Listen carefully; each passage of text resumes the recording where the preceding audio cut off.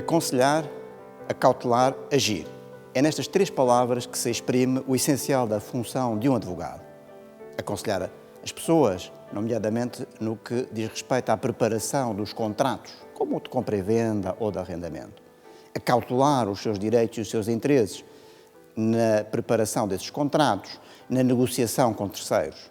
E agir em juízo. Neste domínio da ação em tribunal, nós temos agora uma questão essencial. Os advogados são os mandatários das partes. Isto significa que vão ser os seus representantes. O modo como agirem em tribunal, na preparação das petições iniciais, das contestações e de outras peças processuais, vai-se repercutir nas pessoas que são representadas, como se esses atos tivessem sido feitos por elas. A Ordem dos Advogados regula o acesso à profissão, para o qual o ponto de partida é uma licenciatura ou um mestrado em Direito. Após a obtenção do grau académico, segue-se um período de estágio. Numa fase inicial do estágio, o candidato a advogado recebe formação específica para a profissão, organizada pela Ordem. Ultrapassada após provas de avaliação essa fase do estágio, o futuro advogado trabalhará sob a orientação de um patrono, um advogado mais experiente que o orienta e acompanha nos primeiros passos na profissão, período que termina com a prova de agregação. O sucesso nesta prova significa o direito de acesso pleno à profissão. A função dos advogados pode caracterizar-se como um elemento de extraordinariamente importância no processo de administração da justiça. A nossa Constituição define o patrocínio forense, que é exercido por advogados, como essencial à administração da justiça, que é um valor superior do Estado de Direito. Portanto, o advogado é essencial à administração da justiça. O advogado, a justiça, estrutura-se em três pilares. Tem o juiz, que é o pilar central, a figura central da administração da justiça. O juiz diz o direito, exerce a função jurisdicional, jurisdictio, jurisdictionis, ius dicere. Depois temos o Ministério Público, que é uma magistratura de representação do Estado e tem a titularidade em exclusivo da ação penal. É o garante da legalidade democrática, o representante, o procurador da República, o procurador do Estado. Depois temos o procurador dos cidadãos, quer dos cidadãos que vão a tribunal pedir justiça, quer dos cidadãos que vão a tribunal prestar contas à justiça, responder. Ora bom, eles são representados pelo advogado. O seu procurador é o advogado. E, portanto, estes três elementos são essenciais, independentemente da natureza das funções que cada um exerce, são funções absolutamente essenciais à administração da justiça. Não pode haver justiça se não houver advogados. Se as pessoas que estão perante a justiça, ou à procura dela, ou a responder perante ela, não estiverem representados por uma pessoa em quem confiem, em quem possam confiar a defesa dos seus interesses legítimos, a defesa do seu património, a defesa, muitas vezes, da sua própria liberdade e, em alguns países, a defesa da sua própria vida. Portanto, o advogado é absolutamente essencial. Daí que eu considero que o advogado deve estar tão bem ou melhor preparado do que os outros elementos, do que o Ministério Público, do que o próprio juiz. Porque o advogado, muitas vezes, tem que pôr em causa, no cumprimento dos deveres do patrocínio, no cumprimento dos deveres de mandato que tem perante os cidadãos que nele confiaram, tem de pôr em causa as decisões dos próprios juízes, as decisões do próprio Ministério Público. Através dos recursos, através das reclamações, através das impugnações várias. E, portanto, o advogado tem que estar tecnicamente bem preparado, tem que estar cientificamente bem preparado, tem que saber direito e tem depois de estar vinculado a rigorosos princípios de ética profissional. O advogado tem uma disciplina deontológica extraordinariamente rígida, que não lhe permite, inclusivamente em certas circunstâncias, nem sequer falar em público, que não lhe permite aquilo que a lei, na generalidade, consente a todos os cidadãos ou aos outros cidadãos. Nem tudo o que a lei permite é consentido ao advogado, por força da sua vinculação a esses princípios. O advogado é um defensor dos direitos, da legalidade e da presunção da inocência dos cidadãos. Historicamente, a figura do advogado nunca foi neutra. Associando o advogado às demoras de justiça, Dom Pedro I terá chegado a proibir a advocacia em Portugal, perante a alegação das muitas demandas que os advogados causariam.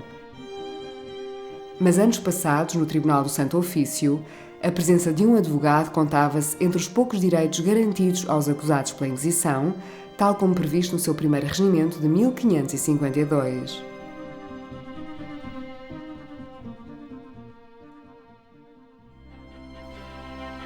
Hoje em dia é à Ordem dos Advogados que cabe a organização e a fiscalização do exercício da advocacia em Portugal. A Ordem é uma associação pública criada em 1926 e que sucedeu à antiga Associação dos Advogados de Lisboa, nascida no século XIX. Autorizar o exercício da profissão e zelar pelo cumprimento dos deveres deontológicos dos advogados são algumas das principais atribuições da Ordem. Se o Estado quer uma ordem que regule efetivamente esta profissão, e regular é punir aqueles que a exercem de forma contrária aos seus valores e aos seus princípios éticos, e é também regular averiguar aqueles que estão preparados para entrar na ordem. Se o Estado quer que a ordem cumpra essa sua atribuição, muito bem. Se não quiser, então que acabe com a ordem e que faça e que deixe isto às leis do mercado, à selva do mercado. Porque, na verdade, o mercado também regula a atividade profissional. Simplesmente há certas profissões que, pelo seu interesse público, não podem ser deixadas exclusivamente ao mercado. A regulação ao mercado. Porque o mercado acaba por afastar os maus engenheiros. Sem dúvida. Mas antes disso, algumas pontes vão ruir e alguns prédios vão desabar. A advocacia apresenta um panorama feito de realidades muito distintas. A par do advogado em prática isolada, normalmente dedicado aos problemas concretos das pessoas, como os que dizem respeito ao seu património ou à sua família, existem sociedades de advogados de grande dimensão, dedicadas, em geral, a clientes empresariais. Há uma tendência para criar megaestruturas com 100, 150 advogados, tornar a profissão mais empresarial. Isto não é mau, torná-la mais empresarial, ela tem que ser empresarial. Agora, o que não pode existir de forma nenhuma é a concepção de que só uma megaestrutura é que pode ter qualidade. Porque não é verdade. Aliás, megaestruturas até podem ser contraproducentes, do meu ponto de vista, para a qualidade técnica e o apuro técnico em determinadas áreas. Eu, por exemplo, trabalho numa pequena estrutura, eu diria que é uma microestrutura, e em que a profissionalização, a empresarialização e até a especialização técnica em determinados nichos da atividade é fundamental e é conseguida. Claro que tem custos, é óbvio que tem custos. É muito mais difícil, numa pequena estrutura, rejeitar um caso porque não se tem a competência técnica absolutamente especializada naquela área. Porquê? Porque tudo é receita. Portanto, pode haver uma certa tendência para fazer tudo com menos qualidade. Agora, a advocacia portuguesa mudou, obviamente, nos últimos anos, porque essas megaestruturas foram criadas. Em Portugal existem hoje mais de 27.000 advogados, em que mais de metade são mulheres. Isto significa, por exemplo, que por cada juiz em Portugal existem 15 advogados, uma das proporções mais elevadas da União Europeia. Em 1990, eram pouco mais de 11.000 os advogados em atividade. Vários destes advogados trabalham em sociedades de grande dimensão que chegam a agregar centenas de profissionais concentradas nas cidades de Lisboa e Porto. Apesar de qualquer advogado ser um profissional liberal e não estar sujeito na sua prática profissional a qualquer empregador, as sociedades de advogados representam uma forma de organização do trabalho em que uma estrutura de profissionais se coloca ao serviço de um cliente.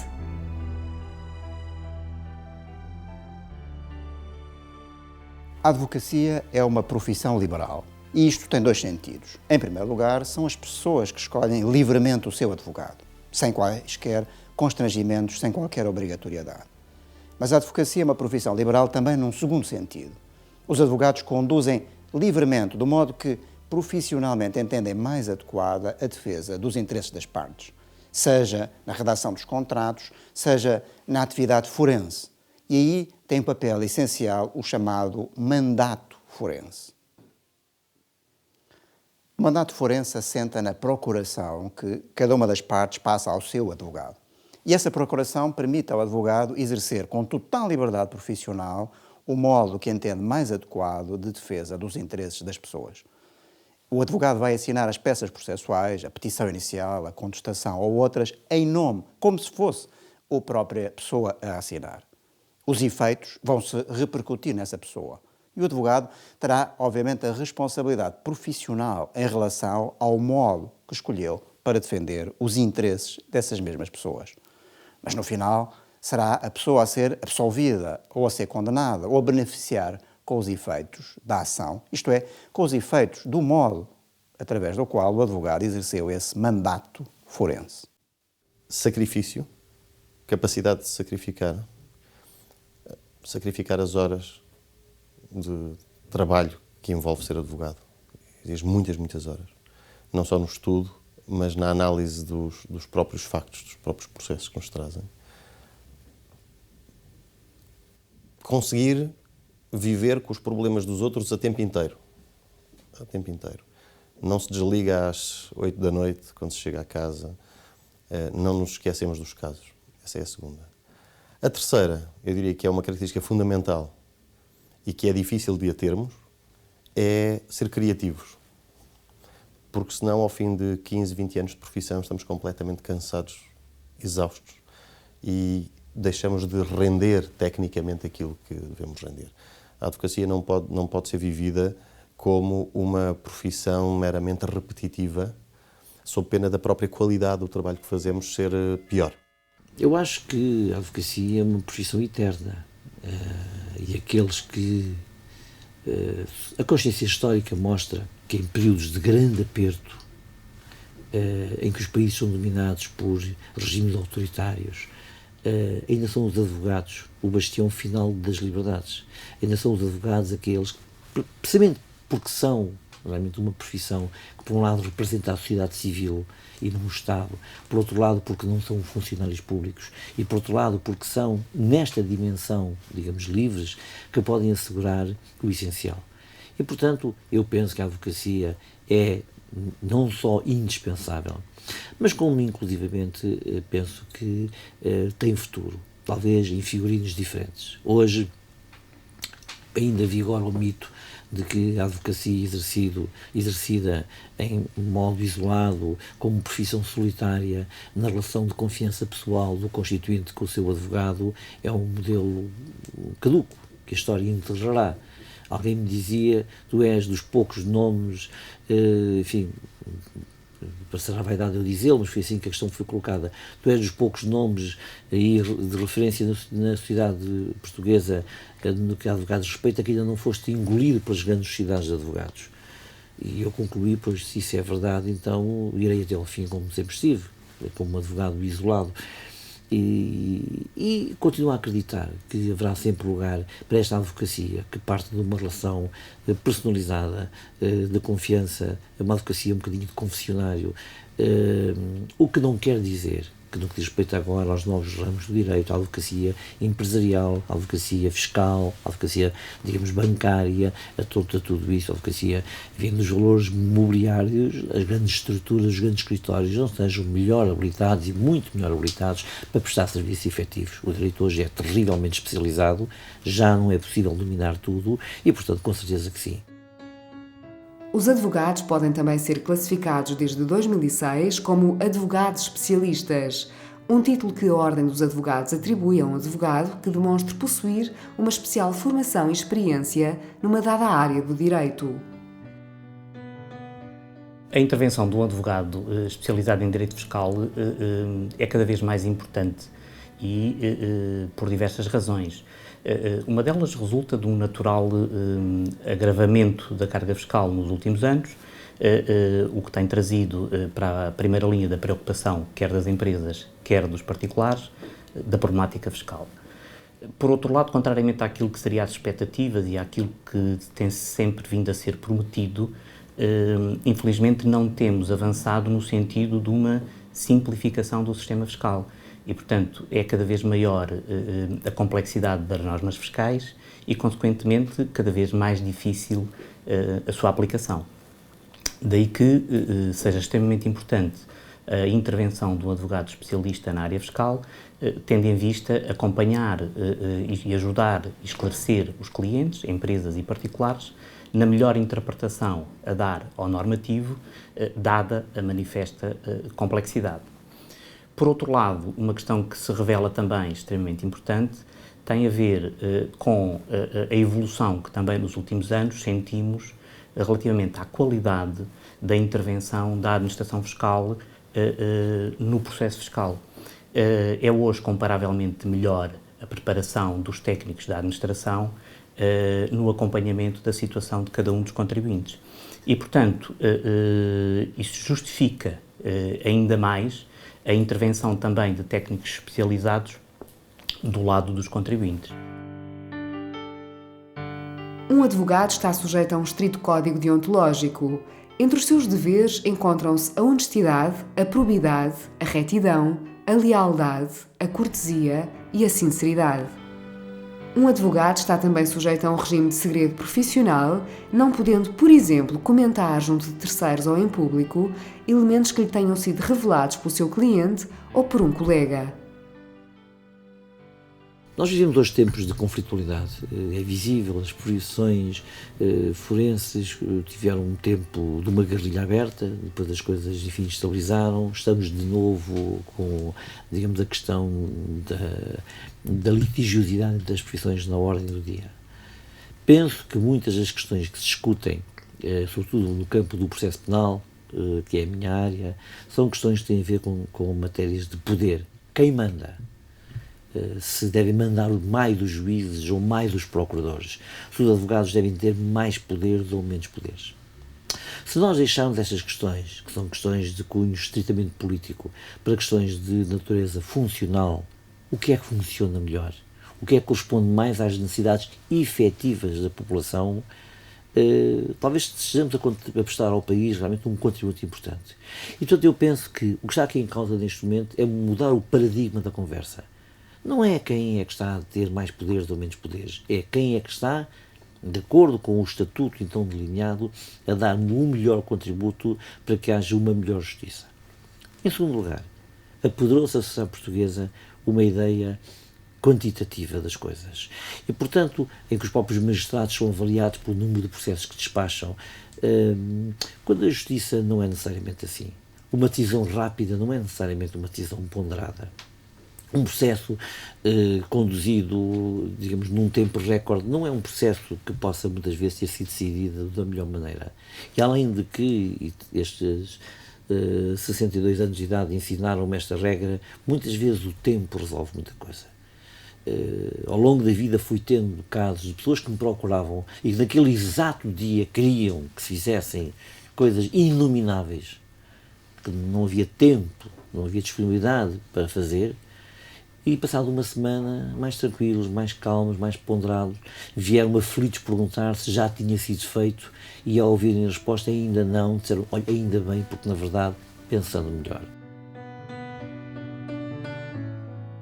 Existem atos que a lei considera como exclusivos dos advogados ou dos solicitadores. A representação em tribunal, a elaboração de um contrato, o aconselhamento numa dada questão jurídica ou uma negociação que vise cobrar uma dívida são alguns desses atos que apenas podem ser praticados por um advogado ou um solicitador. Há uma questão que é extremamente importante e que, enfim, que nós no escritório temos privilegiado e que acho que é apanágio das pessoas que trabalham na área fiscal, que é detectando quais é que são as dificuldades com que se sente um contribuinte e que conduziram a uma liquidação adicional do imposto, colaborar com a empresa para que aquela situação, que obviamente tem naturalmente revela algumas falhas por parte da empresa, não se venha a repetir. Portanto, nós não pretendemos prestar novos serviços de contencioso a um problema igual àquele que surja no ano seguinte, mas queremos ter uma atitude que tenha uma intervenção positiva ao nível da alteração de circuitos de documentação, ao nível da contabilidade, ao nível de certificação das contas, ao nível de verificação se esses instrumentos estão a ser corretamente aplicados, sempre em colaboração com o técnico oficial de contas da empresa, com o revisor de contas da empresa, se o houver, de maneira a que, da próxima ação de inspeção desencadeada pela administração fiscal, o mesmo problema não se verifique. A justiça é um bem demasiado importante num qualquer Estado, numa qualquer sociedade, para ser deixado exclusivamente ao cuidado dos magistrados e dos advogados, para ser deixado exclusivamente ao cuidado dos tribunais. A nossa Constituição diz que a justiça, os tribunais administram a justiça em nome do povo. É preciso que os cidadãos estejam mais atentos às questões da justiça. A cidadania, uma das formas por que se realiza a cidadania é justamente quando os cidadãos exercem os seus direitos e defendem os seus interesses legítimos. E, portanto, fazê-lo é nos tribunais, só pode ser feito nos tribunais e, portanto, os cidadãos devem estar cada vez mais atentos e mais preocupados com a forma como funcionam os nossos tribunais. Eu costumo utilizar uma imagem comparativa com outras épocas para caracterizar o funcionamento do nosso sistema judicial. Costumo dizer, se um cidadão do tempo do Marquês de Pombal fosse hoje trazido por um qualquer milagre da ciência ou de uma qualquer divindade, fosse trazido a Lisboa, caía para o lado atónito com as mudanças operadas desde esse tempo até hoje. Com a internet, com as televisões, com os automóveis, com os prédios monumentais, que aí for, com tudo. Mas se o levássemos à sala de audiências de um tribunal, e nem precisava de ser o Tribunal da Boa Hora, ele sentir-se completamente à vontade lá dentro, porque lá dentro praticamente nada mudou desde esse tempo até hoje. Ora, é preciso que a justiça mude, que a justiça evolua, que a justiça se transforme no sentido de responder adequadamente às necessidades do progresso, às necessidades do desenvolvimento, às necessidades da modernidade. E o nosso sistema judiciário, infelizmente, não acompanhou essas mudanças. Normalmente, isto tudo na advocacia penal, não há constituintes felizes. Cada um que aparece não é para trazer felicidade, mas infelicidade. Ou porque é vítima, ou porque causou algum mal a alguma vítima. E, portanto, esta conjunção das duas situações torna a advocacia uma profissão, digamos, difícil e, nesse aspecto, acho que merecedora de alguma consideração pública. Por fim, diria, ao problema da honorabilidade pessoal e da honradez. Eu acho que a advocacia tem, tal como as magistraturas, uma responsabilidade própria. É nós nortearmos a nossa própria vida pessoal e também a profissional por critérios de honradez para sermos pessoas credíveis e respeitadas. Penso que hoje, se eu apanhar um táxi e tiver dificuldade em tentar explicar quem sou e disser que sou advogado, talvez não encontre o taxista um olhar simpático acerca da minha própria pessoa. E isto é muito significativo. No passado, a profissão de advogado já chegou a ser proibida. Mas hoje em dia nós não conseguimos compreender o Estado de Direito sem os advogados. Todas as Constituições consagram o princípio da proteção jurídica, do acesso ao direito, do direito de acesso a um tribunal. E em todos estes casos, a realização destes direitos depende da existência de advogados. Ao longo deste programa, fomos verificando como isso foi feito no plano civil, no plano criminal, no plano da preparação dos contratos. Não podemos compreender, efetivamente, o bom funcionamento do Estado de Direito sem advogados.